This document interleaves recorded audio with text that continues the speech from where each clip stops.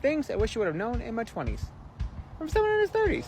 My journey into making content sort of happened accidentally, giving people encouragement, being a positive voice. Anxious, I have ADHD, I'm a little all over the place. I wish other people had given me the kind of encouragement when I was in that space of life. Do you feel any sort of responsibility? My ethos then became like, you have to be happy and positive all of the time. What is the thing that you are offering the world? People would bring me the heaviest stuff. You're the only one responsible for your happiness. And you can really lose yourself. It can be both empowering and terrifying. The more that you realize that this life is yours, that's where the good stuff is. It is brave to look at your life and go, I think it can be better. A lot of people are suffering with imposter syndrome. Why was I ever doubting myself? And I had their voices in my head. There's a whole other group of people that are starving for the thing that I have. There was a time in my life when I didn't want to be on this earth anymore, when I was 13 years old. I think it's just seeing the worth in other people and telling them that they're capable of whatever they want to do and believing in them. Ladies and gentlemen, welcome back to DaneMellow's Talks. This is Talking Point, and we are actually at episode 40, so big up, 40 episodes. Thank you very much for coming on this journey with me. So today we have got an absolutely amazing episode planned.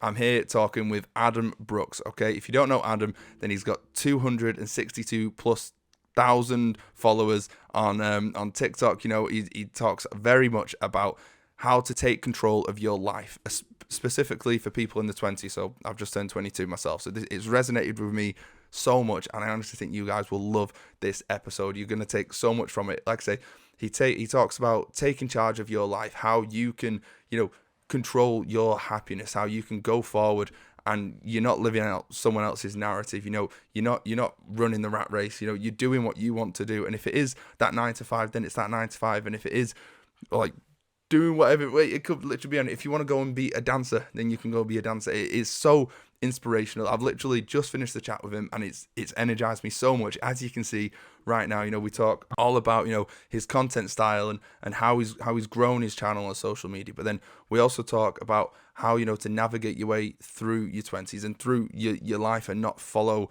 the norms of other people and fall into the trap of being trapped in that bubble of where you've grown up with, who you've grown up with, who you're speaking to, and how their negative energy can get in your head and like I say, trap you in that bubble, and you can never actually get out, and how so many people are mediocre, and how him now in his 30s, he's looking back and thinking, why didn't I do this earlier? And there'll be so many people that do that they'll get to 40, 50, and they'll think, like, there's so many people like at the top of their game, whatever that game is, that shouldn't actually be there, but they are because of the hard work and dedication. And we talk about practice makes perfect. All of that, honestly, you're going to love it so much. I'm going to put Adam's socials here so you can check out his content as well, get advice direct from him. But honestly, we talk about so much in this in such a short period of time. Adam might be one of the ones that I have to get on again in the future. Had an absolutely amazing chat with him. Thank you very much for coming on, and thank you very much for listening. If you are watching on YouTube, then please hit the like button, comment, and subscribe if you are new as well. And if you're listening on Spotify, please rate the podcast 5 stars, because it helps us out more than you know. The bigger the podcast gets, the bigger the guests can get, and that just benefits both of us, really. So thank you very much for listening, and enjoy the podcast. Ladies and gentlemen, Adam Brookes. Right, okay, Adam, I want to get started with your content that you've got online. So could you describe your style of content and how you manage to set your message apart from the rest of the content online? I think if I were to describe my content, it is mostly me trying to process things in real time that are happening to me, and then trying to figure out how to pass that forward in some kind of lesson or encouragement.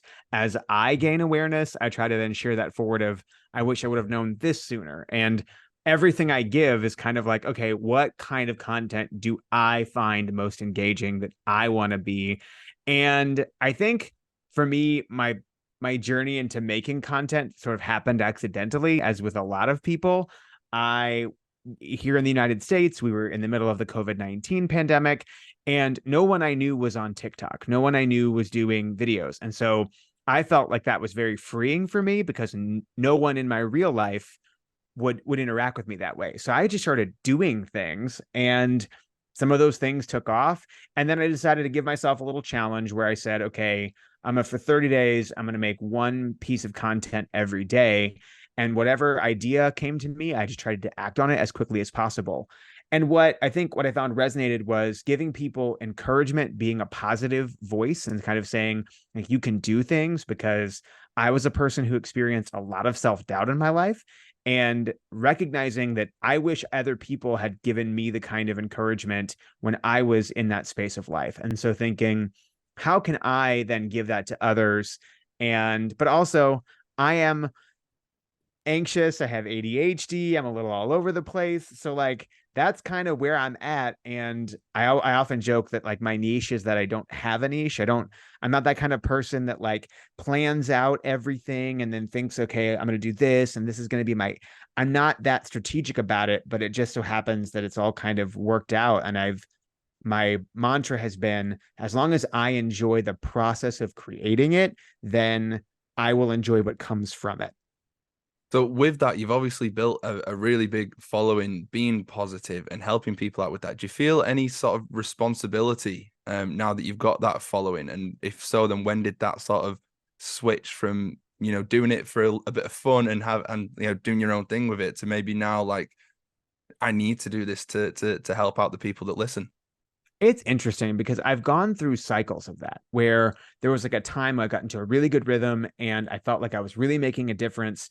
And then swiftly it kind of turned, where then I felt like I had to constantly put out things. I had to constantly be there and be positive, and I could never be down. And if I was stressed out, then that was off brand. And so I constantly had to put on this like, and then it became a lot of my ethos then became like, you have to be happy and positive all of the time. And that wears on you. That creates a lot of tension. So I would find myself taking periodic breaks or kind of stepping away from that. And I felt like the more I tried to force something to happen from the content I was putting out, the worse outcomes came from that. Yeah. The more I tried, because there was a period of time where I was like, maybe I could do something with this. Maybe I could turn this into something. And I think the minute you try to control the energy that comes, I think that's when it can turn. And I think your audience can see that and they can sense that. I have found, though, that as long as I am true to myself and in what I am experiencing and the aha moments that I am coming across, then I think that reads as something valuable. But I was doing the same thing when I remember when I hit 10K on TikTok. I was like, this is the most amazing thing ever. And I loved it. And I was so excited about it. And then it kind of blew up really big in a matter of like a month. And then everything kind of exploded. And I was like, oh my gosh, I have to do something with this now. I feel like I'm responsible for this. And I think time has lessened that intensity for me. And also realizing that so much of this, I think for any young people that are listening out there that are trying to sort of quote unquote make it into like the content world, you forget really quickly that all of this is kind of artificial, and all of this is just discourse that's feeding a channel. You're creating a platform, but what is the reason you're creating the platform? Why are you having the following? What is your goal? What are you, and not even like your goal of like, I want to make money, but what is the thing that you are offering the world that can provide that? I try to sometimes remember to produce as much as I consume, because I think for everyone listening, you're probably in some kind of consumerist society where our value is seen by like how much we're consuming on a regular basis. And sometimes we forget that we can contribute and we can add to the thing that is being consumed. I have gotten far afield in that answer to that question. Sorry, my brain is like bing, bing, bing, bing, bing, bing, bing. No, you But you're asking like, smash the answer. Yeah, yeah. yeah, just that sense of like, what are you responsible for? And I think there is that sense. I think particular when I started doing the things I wish I would have known in my 20s, that material really kind of blew up. And then people started asking me all kinds of questions as if I knew the answer to all kinds of things. Particularly, like sometimes I would go on TikTok live and people would bring me the heaviest stuff. They would start telling me the deepest, harshest things that I have no direct experience with. And I have I happen to have a background in communication. I have a PhD in communication studies. And so I understand a little bit about like interpersonal dynamics and organizational dynamics and public speaking and those areas. And I've been a professor for over 11 years now. So I teach college students. So I have seen the multiple iterations of the same personality type come through my office door. So I think that has given me some leverage, but it can be a little overwhelming when you put stuff out there, especially when you're trying to like be helpful and encouraging, and then feeling like I have to I have to be on all the time. So I think a lesson is to just provide some healthy boundaries for yourself and realize that like you can't pour from an empty cup. And if you feel your cup emptying, then you have to take some time to refill yourself and to stay authentic to who you are and what you need. So speaking of that, things I wish I knew in my 20 series and how much that did blow up on your TikTok and all your socials, a lot of your audience must be navigating their way through that like mid 20s, mid 20s experience. Do you have maybe like a key bit of advice that you'd throw to someone in the 20s, or maybe the most common piece of advice that you throw out there? I think the thing that I see over and over again is, especially with this particular cohort generation of people coming out of college or coming straight out of high school, or even sort of finishing up their high school, there's a sense of permanence to who you think you are, and that you think that who you are, the things you're good at, the things you like, the things you enjoy, is a sense of it is stable, it is unchangeable, it is unfixable, it is, you identify with all of the issues that you have, all of the traumas that you've experienced, all of the things that have shaped you, and you think this is who I am. The mold is formed and it is can't be fixed. So I have to learn to deal with this thing as I am. And I guess my biggest piece of advice I would give to young people is everything changes.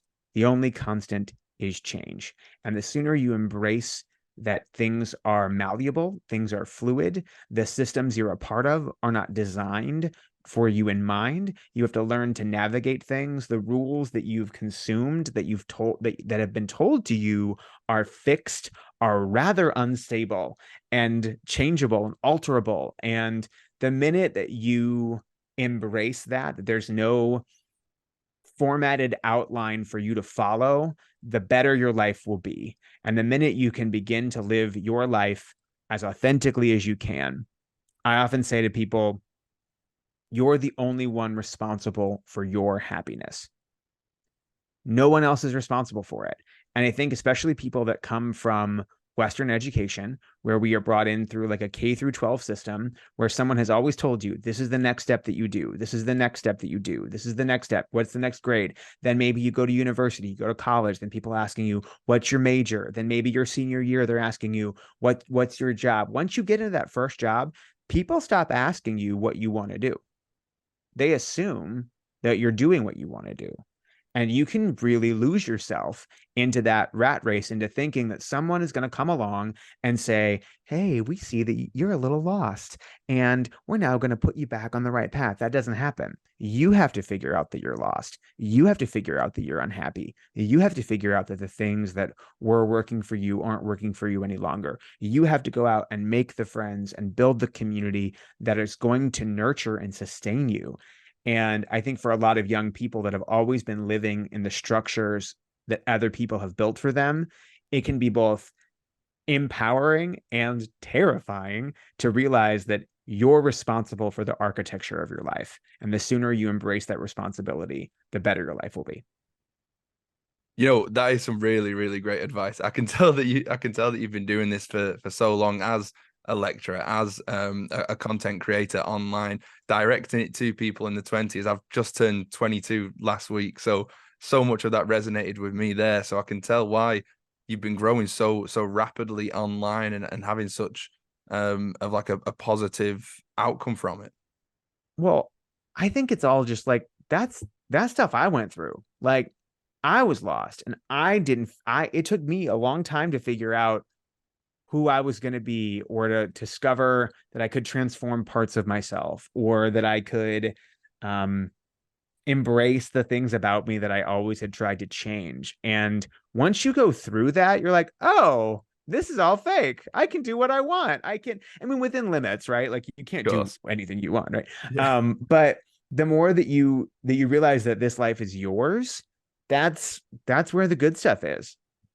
So with I know a lot of your content, you talk about taking charge of your own life with the power of speech, with your 262,000 plus followers on TikTok. How do you leverage the power of speech to impact your listeners positively? So for me, everybody has a medium that they're comfortable with. I've always been a verbal processor. I don't know how I feel about anything until I talk about it. Once I talk about it, I know what I'm doing. And sometimes for me, I think that I've been given both a practical skill that I developed over time, which was I've been in speech and debate all through high school and then in college, and then I studied public speaking and I studied communication as a field, as a discipline, and building that, right, learning how to teach that has taught me that the best thing you can do is when you have knowledge coupled with experience and you can communicate that in a way that is clear and is simple and is specific to an audience that resonates. And so a lot of times what I just try to do is be a channel of whatever is kind of percolating in my mind at the time and letting it flow freely, but also with a sense of conviction. Whenever I'm teaching people, especially public speaking stuff, I often say, when you speak, whatever words are coming out of your mouth are the words that are supposed to come out of your mouth at that very specific moment in time. And for a lot of people, when I work with them, either in class or when companies kind of bring me in to kind of work with some of their leadership on their presentation skills, I find two things most consistently, and this is across the board. They don't want to be seen and they don't want to be heard. They think that, like, who am I to talk about X? Well, someone else is better than me about Y, or someone else should better talk about this. And I find that the more you can empower people to have a voice in the world, the more empowered they become within their own lives. Now, for me, that means getting up and talking in front of people. That means putting out content on TikTok. But whatever your voice is, whatever that moment of articulation, that thing that says, this is something that I see, this is something that I believe in, this is something that I know, the more you can articulate your knowledge and experience in a way that is simple to a direct audience, the more pathways open up for you in life. And so I think if I can try to do that, that makes sense. All that is to say, I'm also a mess. Please don't let my ability to articulate myself convince you that I have it all figured out, because I do not. That is inaccurate. But I think it's the imperfections in us that make us that's part of our shared humanity. And the more we can do that, and also I think it is I'm going on a tangent now. I think it is a brave choice to be optimistic in a world that is designed to sell you cynicism as intelligence. We are oftentimes thought that everything is terrible all the time. And that doesn't mean we ignore the things that are going on in the world around us, but it is brave to look at your life and go, I think it can be better and I can be part of that.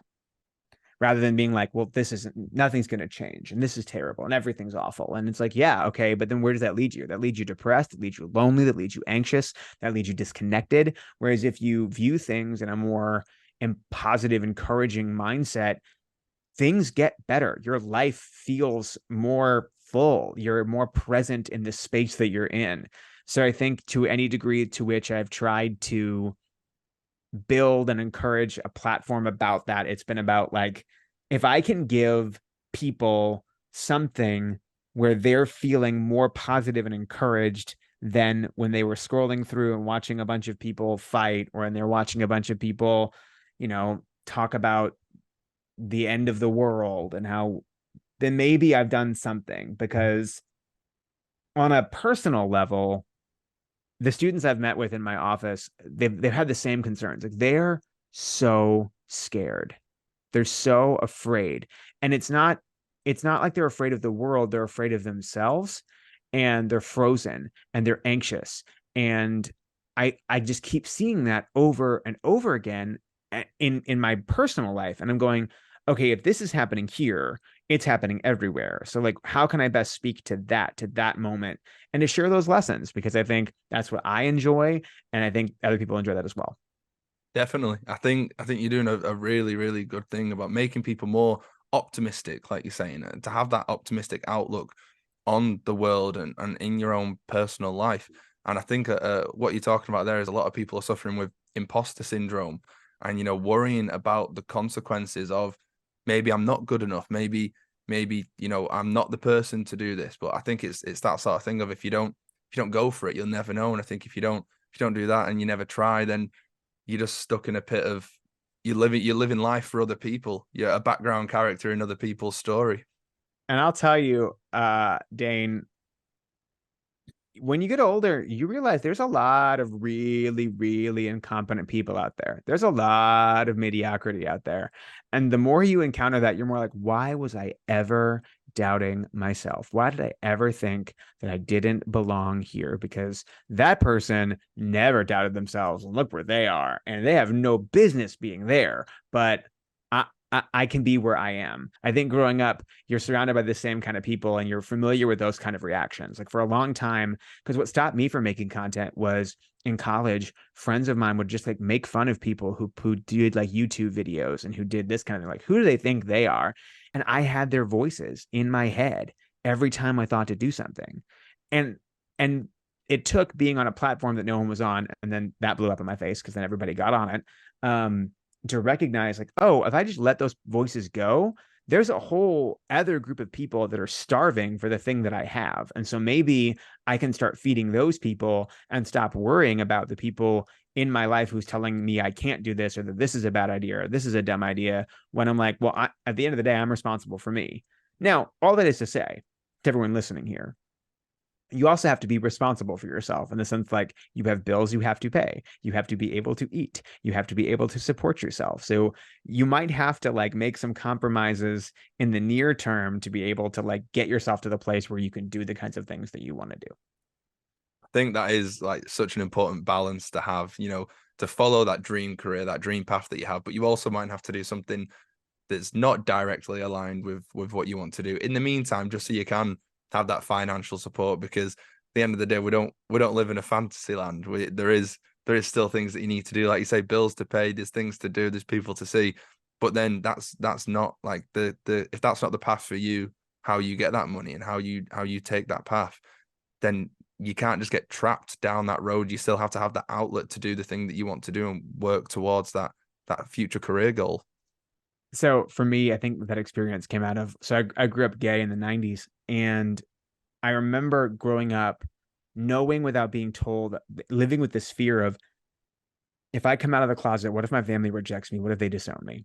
Mm-hmm. And so then that forced me to kind of go, okay, I had to put myself in a position where I can be completely independent from my family so that if I live my life the way that I want to live it, the way that is true to me, then I don't have to worry about what their reaction is. Because if you have no financial tie to me, I can do what I want. And when I was 17, my parents, who were broke, were like, we can't afford to pay for you anymore. So when you graduate high school, figure that out. Yeah. And boy, that was fun. That was a fun but it was interesting because in college, I had several jobs and I had to find internships and I had to do these things that a lot of my other friends just weren't worried about. And I was like, I have no safety net. Everything I do has to make sure that I can support myself. Because if I can't do that, then it's a house of cards that crumbles. So to a certain extent, if you can, where I was going with this is people ask me all the time, like, I want to do this and my parents don't support me. And I'm like, are you supporting yourself? Because what they're worried about is that you will not be able to survive. So if you can show them that you're able to survive, they will stop wondering why you're doing X, Y, and Z, because they're going to see that you can do X, Y, and Z. Like, if you're bringing in money and paying your own rent and feeding yourself, they're not going to be like, that job isn't worth it. They're going to be like, oh, that's a good job. I like that. I like what you're doing. So you kind of have to prove it before people can receive or accept what you're trying to do. That's such like I've never even thought about it like that, but it seems so obvious, but no one really actually thinks about it. If you can go out there and stand on your own 2 feet, then people will back you in the things that you're doing, maybe on the side or full time. Yeah, Because if you're not asking for anything of them, they're going to be like, you're doing great. I love this. This is awesome. But if you're like, I want to do this now, granted, that doesn't mean that people do things alone. Like I I had to have a lot of student debt. So I'm still paying that off, which is Yeah. real fun. But yeah. So I know these are like all very serious and very important topics, but I think what really makes your content stand out online from what I've seen is you put it across in a very natural and sometimes even very comedic way. How do you find that balance between like sharing valuable advice but mixing it with humor to engage your audience?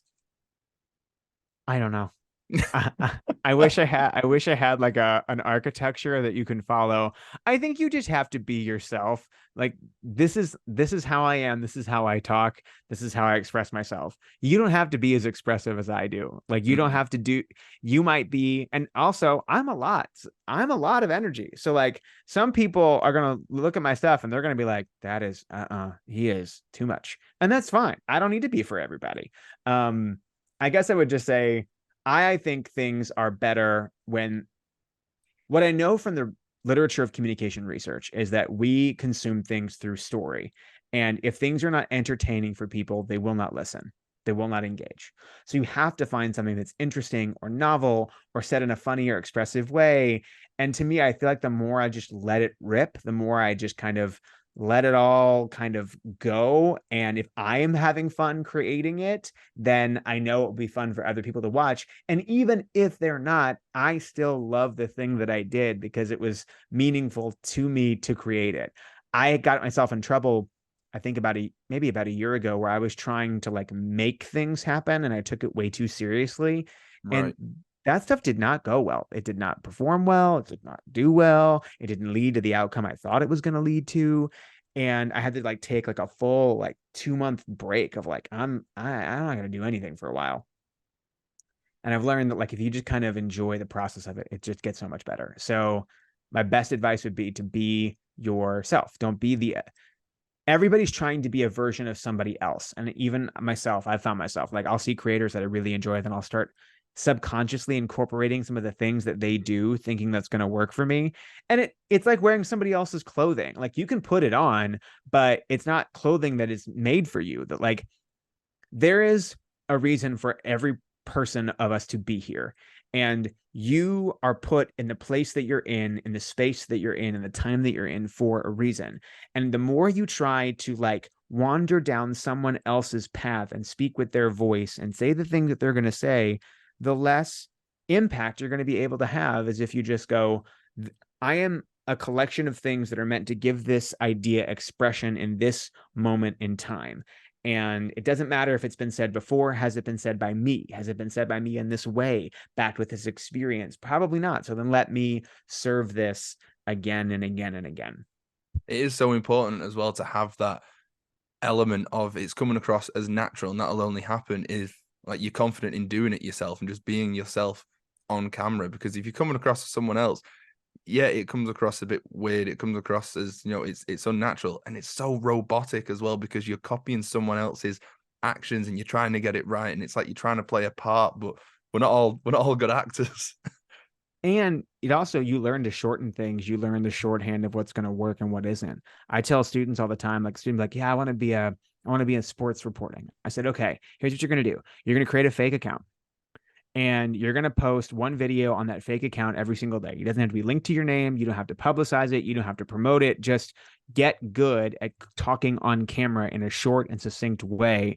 And that without using your ums, your yas, your likes, your knows. And suddenly you will find yourself getting better. You'll be more articulate. You'll be able to have sharper takes. You'll be able to get to there quicker. You'll learn inflection. You'll learn the kind of vocal dynamics that makes things sound interesting, but it's repetition. So you just have to kind of throw things in there. I mean, you know this. How many episodes of these have you done?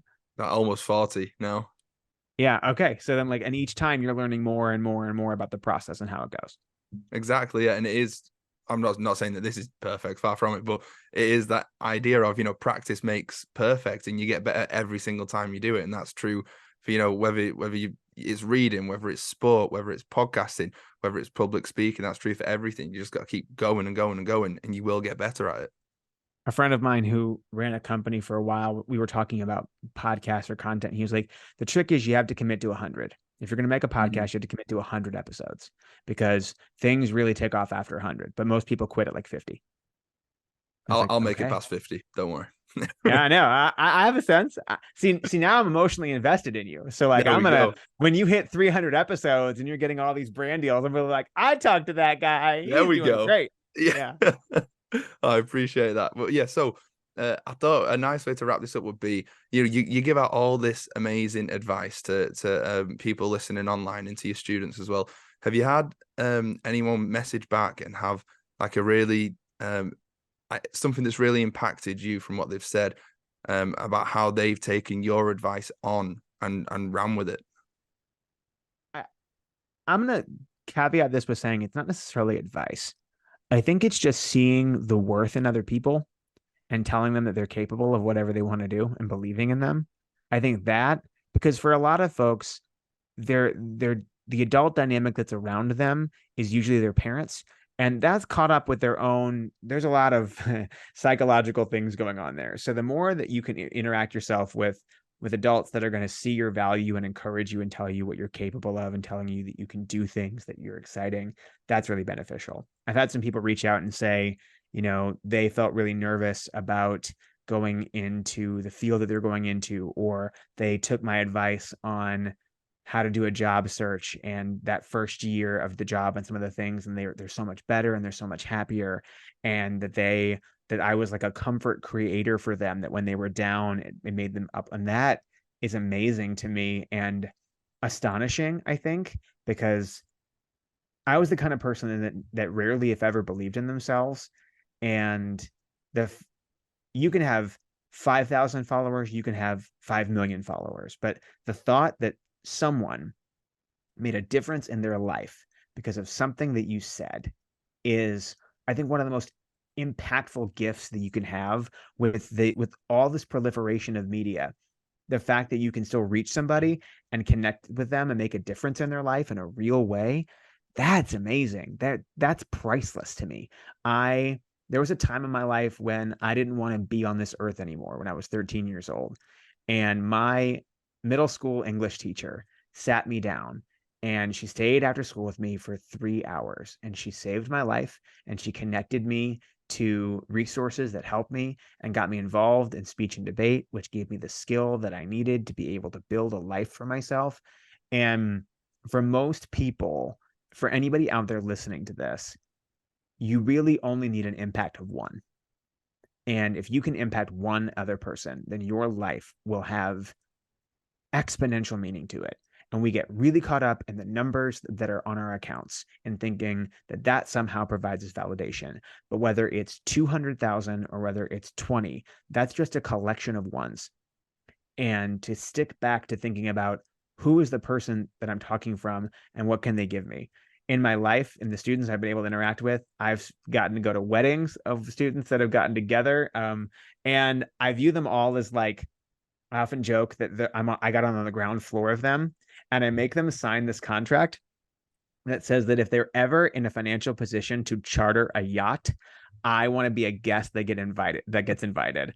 And one of those is going to work out, one of them, because it's like Team Yacht. And I'm going to make you do the same thing now that I did this podcast with you. You're going to be on my yacht team, because I don't want to own a yacht. I don't want to buy a yacht. I just want to experience that because I'm a huge fan of the show Below Deck, and I've always wanted to just like experience what that's like. But I think whatever you're doing, whoever you're trying to like connect with, just remember that there's a person on the other end of whatever platform you're talking to, and how can you best provide things that enrich their lives. Adam, that is some amazing advice there. And I know even just through doing this podcast, however many we reach with this episode, there will be people that need to hear that advice and have absolutely loved hearing you speak today. Just like myself, I've absolutely loved speaking to you today. Thank you very much for coming on the podcast. It's been awesome. Yeah, I loved it. This has been fun. It's been energizing. Like I feel jazzed. I want to go like run around my neighborhood now. Let's go for a run. Let's go. Come on. Yeah.